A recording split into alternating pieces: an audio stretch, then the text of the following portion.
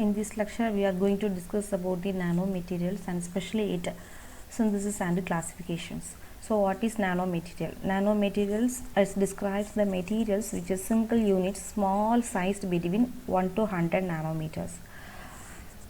And nanomaterials is the cornerstones of nanoscience and nanotechnology. So let's think about the definition of nanomaterials. Nanoscale materials are defined as a set of substance where at least one direction is less than approximately 100 nanometers. So it should be at least one direction must be in 100 nanometers. So nanomaterials are receiving great attention and much interest because at a scale unit optical, magnetic, electrical and other properties emerge.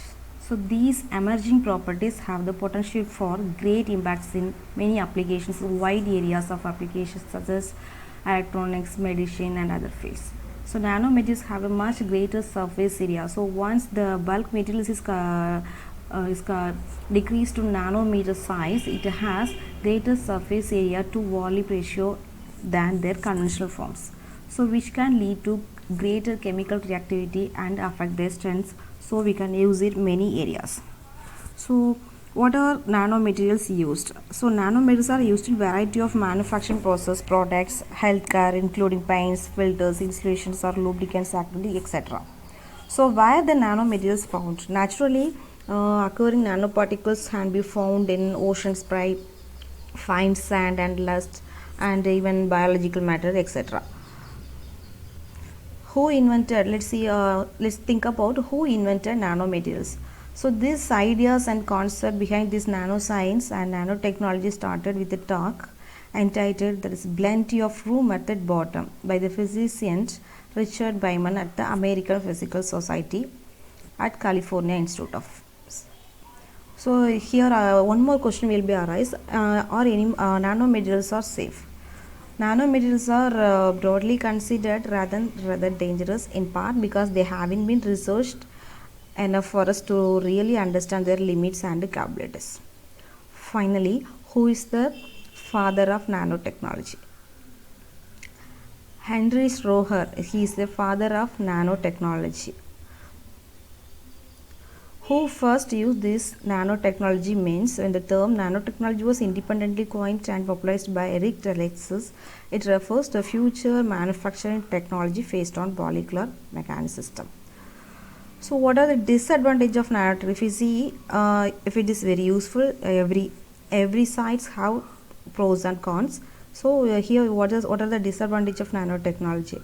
So new nanotechnology offers the potential of new and faster kinds of computers, but some economic disruption and possible threats, security, privacy, health and some other disadvantages also present. So first see how nanomaterials are synthesized. What are the methods are present? In general, synthesis methods are characterized into two types with their two approaches. First one is top down and second one is bottom up. Top down, it's a size direction. So from bulk to smaller particle. From smaller particle to bulk form is called bottom up. So top down means size reduction from bulk materials. Bottom up, it's a material synthesis from atomic level.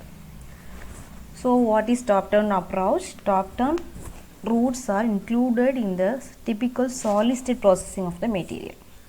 So first from the bulk form, it is step by step converted into smaller particles. This route is based with the bulk material and make it smaller, so thus breaking a larger particle. So the biggest problem with top down approach is imperfection of surface nature. This is not that much good compared to bottom up approach. So bottom up approach, it refers to the build up of material from the bottom. So small, very small. That means atom by atom, molecule by molecule or cluster by atom. So in this size we are forming nanoparticles. That is called bottom up approach. So this synthesis method of nanomaterials are classified according to top down and bottom up. So initially the nanoparticles are classified into two categories. One is top down approach, second one is bottom up approach. And further the top down approaches, what are the methods are included in this top-down approach, that is chemical etching, laser ablation, milling process, sputtering, thermal decomposition, lithography. These methods are called top-down approach method. The bottom-up approaches is further classified into two types. So first category, some of the methods are included. So they are chemical vapor deposition, salt gel method, laser pyrolysis, spray method, molecular condensation, aerosol process. Second, the another side is green synthesis. So this is eco-friendly method. So methods of nanomaterial synthesis classified according to the properties and preparation method is a chemical synthesis, physical method, biological synthesis. We already seen the grouped methods, but here we are seeing in terms of chemical, physical and biological.